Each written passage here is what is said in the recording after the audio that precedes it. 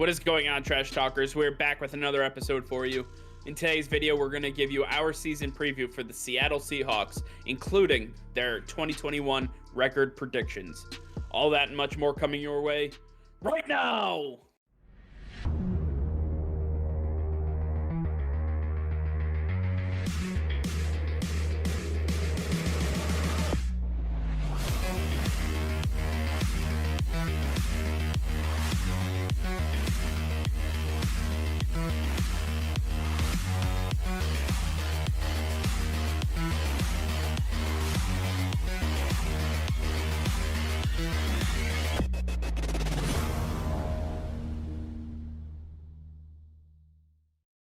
Hey Trash Talkers, it's Mike here.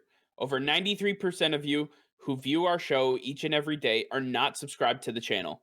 If you could hit that red subscribe button, it would help us out tremendously, and it is completely free for you guys.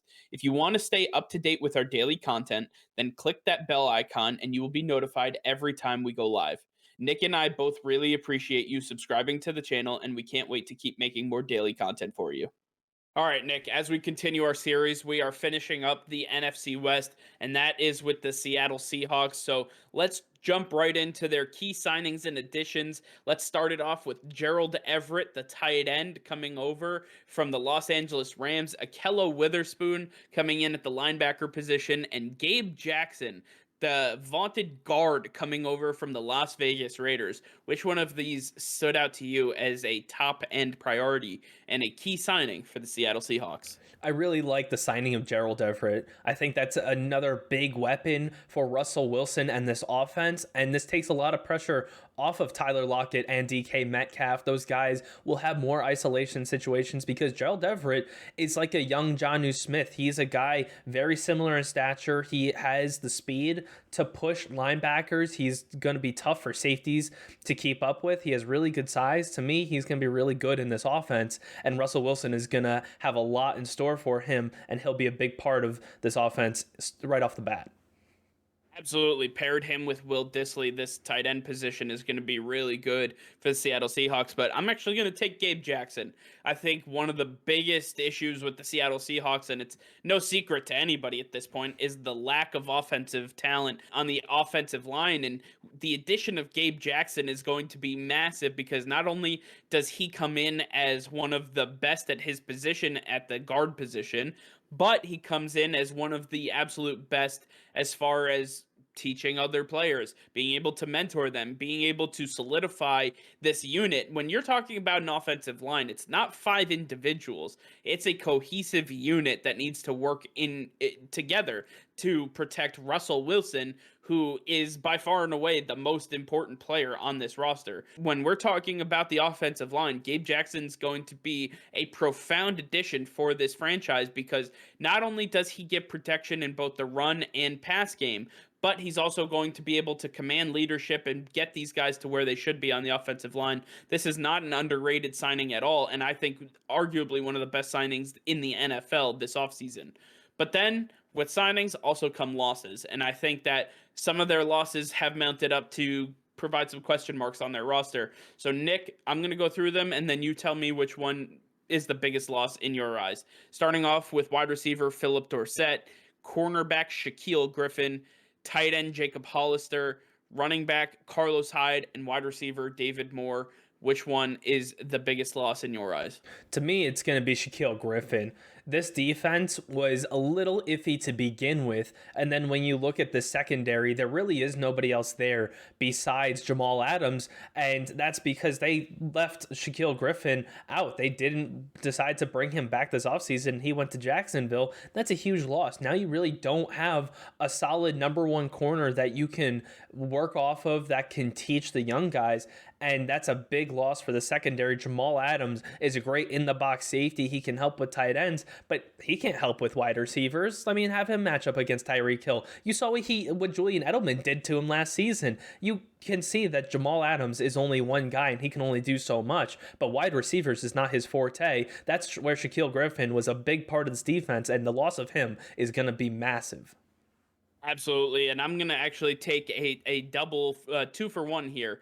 I'm taking Phillip Dorsett and David Moore at the wide receiver position. When you talk about the wide receiving core for the Seattle Seahawks, they were expecting to have a Josh Gordon, a Phillip Dorsett, a David Moore, a five deep receiving core that they would have had last year.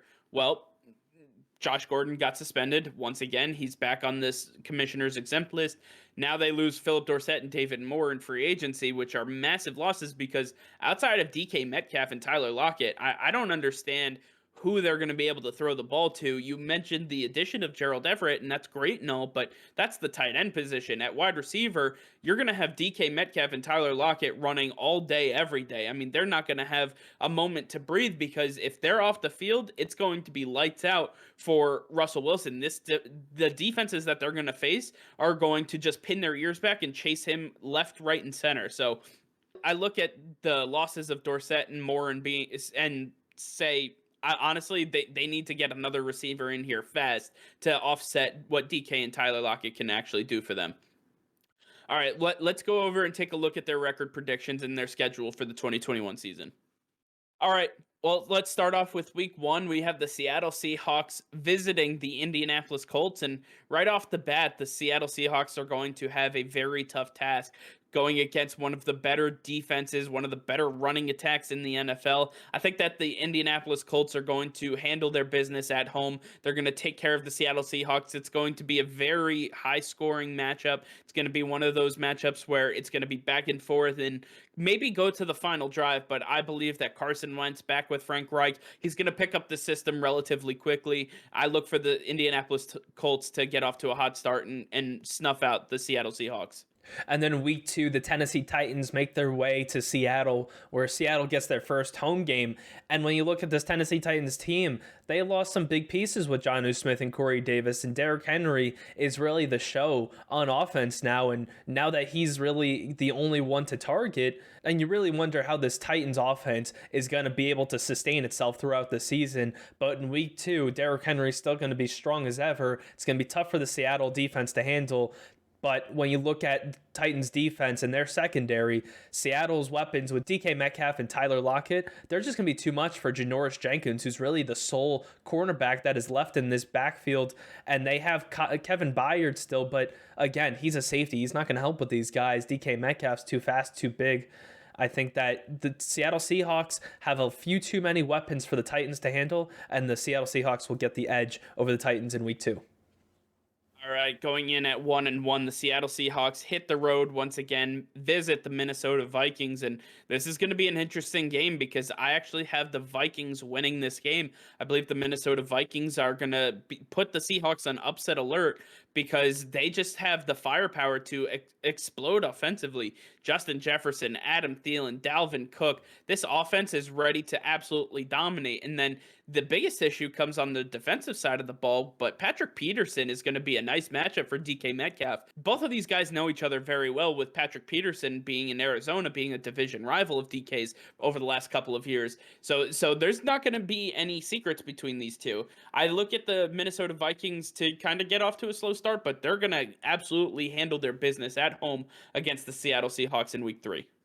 And then in week 4, the Seattle Seahawks are back on the road again, and they go to San Francisco where they face the 49ers for the first time this season. And the Seattle Seahawks know the 49ers extremely well, but this isn't the same 49ers team. Their secondary isn't the same. Their wide receivers are not there. To me, the Seattle Seahawks will have the chemistry working for them. They'll be able to get the job done away in San Francisco. It'll be a big divisional win for them. And then on a short week, going to a Thursday night football game, hosting the division rival Los Angeles Rams. I believe that the 12th man is going to come up big for the Seattle Seahawks and really help out the Seahawks against the Rams. I think the Rams are going to be in just for too much to handle when it comes to the Seahawks. You know, we talked about some of the additions in the Rams video and how they'll be able to explode offensively, But when you're in Seattle and that 12th man is just roaring, you can't get calls in. Matthew Stafford's still learning the system. He's still getting used to everything in Los Angeles. And now you're going into Seattle, which he's not really accustomed to. He only did that every 6 years in Detroit. So at this point, there's a lot to be learned here for Matthew Stafford. Look for the Seahawks to take this one relatively easily. And then week 6, Seattle's back on the road against Pittsburgh. And this is an interesting matchup because the Steelers are really not the same team, but they still have a ton of wide receiver weapons that are going to be tough for this lackluster secondary to handle in Seattle.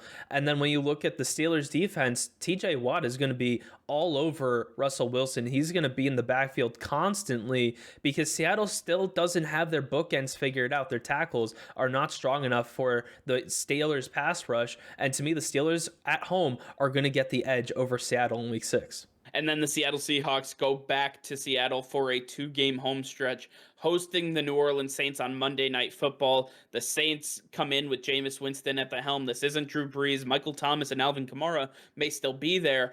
But which Jameis Winston are we going to get? Are we going to get 30-30 Jameis Winston? Are we getting 7-9 record Jameis Winston? Who are we getting? So at this point, I believe that the Seattle Seahawks will be able to take an opportunity to actually win, and they're going to really kind of find themselves. Russell Wilson, he's going to will this team to more victories than they should be afforded because the Seahawks are lacking in so many different areas, but they have Russell Wilson. They have DK Metcalf. They can explode offensively on any given night. And on a Monday night stage, they're going to be absolutely dominant against the Saints defense that has been absolutely gutted this offseason. Then moving into week 8, the Jacksonville Jaguars make their way to Seattle, and this is a tough matchup for such a young team. They're still in the first half of the season, and the chemistry with the teammates, the chemistry with the playbook, it's new for everybody. And so I think it's still going to be something they're working out in week 8, but Seattle is familiar with everybody. The system has not changed. They'll be able to take this one. It's going to be a big wake-up call for the Jacksonville Jaguars to say they need to figure out their stuff because they're in for a rude awakening if they don't start correcting their season right away.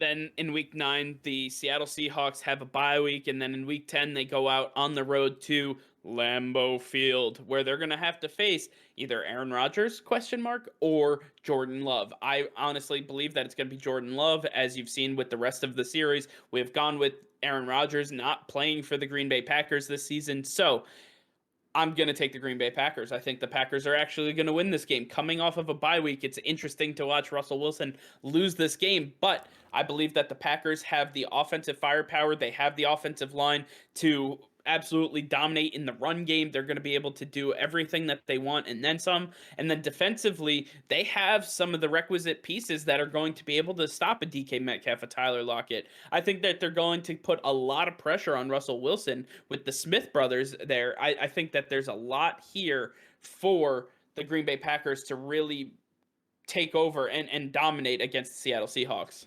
Then moving into week 11, we have the Arizona Cardinals making their way to Seattle for the first time this season.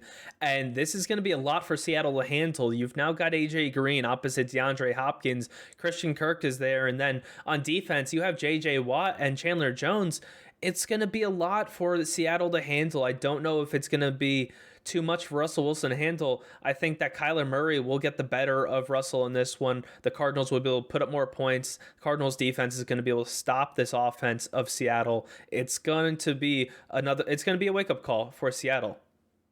Absolutely. And then Seattle visits the Washington football team in week 12 on Monday night. Yet again, another primetime matchup. And the Seahawks, they have some really talented players. They have Russell Wilson, and I cannot stress this enough. He is arguably a top 2 or 3 player in the NFL and arguably one of the best quarterbacks you've ever seen in our lifetime. So when you talk about Russell Wilson, you have to understand he's going to win them games just by being who he is. And I think this is one of those games where even with the additions of Adam Humphries and Curtis Samuel, Ryan Fitzpatrick throws a lot of interceptions, a lot of stupid interceptions. I think that he's going to kind of be hot and cold. This is probably going to be a cold game for him. I look for the Seahawks to take advantage of a Ryan Fitzpatrick and actually win this game in a very close matchup. And then week 13, the 49ers make their way to Seattle, where these two face off for the second time this season. And in the first matchup, Seattle got the win. And in week 13, Seattle gets the win again because the 49ers team is too porous at the wide receiver position. Their secondary is lackluster. Seattle's going to walk all over them, and it's just not going to be a pretty sight for San Francisco. Yeah, coming off of some major wins for the Seattle Seahawks in week 14, they go out on the road starting their 2-game road trip, this time in Houston facing off against the Texans. And I don't know what football gods were looking upon them here, but the Houston Texans are in big trouble without Deshaun Watson. I look for the Seattle Seahawks to take full advantage of that. The Texans are in rebuild mode without Watson, and the Seahawks are going to go on a spree here. They're going to just absolutely light up the scoreboard. Look for this to be a blowout early and often in this game. Then moving into week 15, the Seattle Seahawks make their way to Los Angeles to face the Rams for a second time. And in the first matchup, Seattle got the better of the Rams, but that's because the Rams were working through some issues. They had Matthew Stafford come in this offseason. He still got to get familiar with those weapons. The secondary is not the same for the Rams as well, but in week 15, the Rams will have figured out all those issues. Sean McVay is a good coach, a great coach, and he's going to be able to figure out how to get this team back on track, and they're going to show it in this game against Seattle. The Rams will get the better of Seattle in week 15. In week 16, the Chicago Bears come to Seattle and actually face off against the 12th man, but I believe that the Chicago Bears will be showcasing their rookie quarterback Justin Fields by this time. Justin Fields will have had some weeks to get used to this offense. He'll have been practicing with the number one wide receivers, and I believe that the Bears are going to upset the Seahawks at home, and that you see the Bears actually winning this game on a Sunday afternoon. That's a big upset. But then moving into week 17, the Detroit Lions make their way to Seattle, and this is a better matchup for Seattle. Someone that has familiarity with Seattle, Jared Goff. It's going to be a much tougher matchup than he's used to because he doesn't have the Rams offensive line or defense to help him out. He now has to rely on what Dan Campbell builds on this team, and to me, Seattle is a much stronger team. Pete Carroll has built a much better roster, and Dan Campbell as a rookie head coach is not going to be able to get this team ready in time to handle what Pete Carroll and the Seattle Seahawks have to handle for him. So locking up their winning season, they sit at 9-7, hosting the Arizona Cardinals, who also in their division are now fighting for a divisional title. They are looking up to win the championship and look to represent the NFC West in the playoffs as a division winner. So the Cardinals have a lot here that they have to prove. I look for them to close out their season in a winning fashion. The Cardinals are absolutely going to blow the doors off the Seahawks in Arizona. This is not going to be a close game. It's not going to be a pretty game. The Cardinals will win this game, and they will lock up the division title for themselves. Well, now that means that we have the Seattle Seahawks with a 9-8 record. That is the same record as the San Francisco 49ers. And as two teams who are just above 500, it's going to be interesting to see if these two can potentially make the playoffs.